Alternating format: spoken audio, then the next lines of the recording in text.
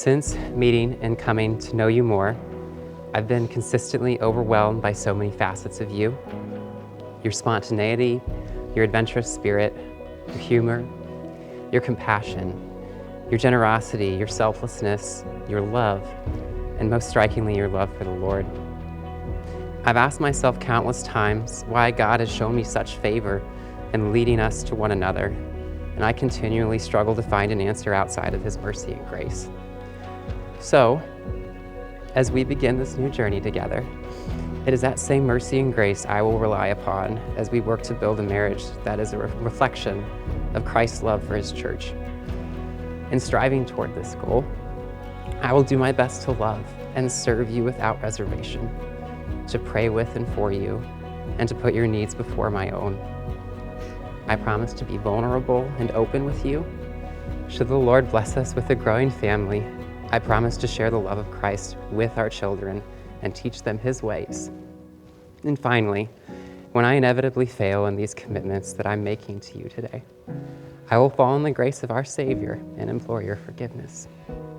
I love you, Haley, now and always. And time would fail me to share all the ways you have filled my heart with life and with joy.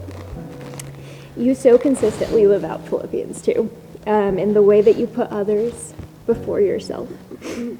You exude hospitality in the way you help people feel at home, no matter who they are or where they are.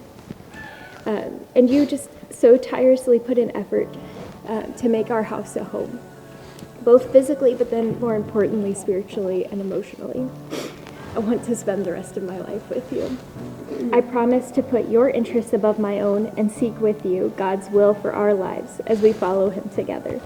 For richer or poor, in good times and bad, in sickness and in health, I will stay with you. This is my vow to you.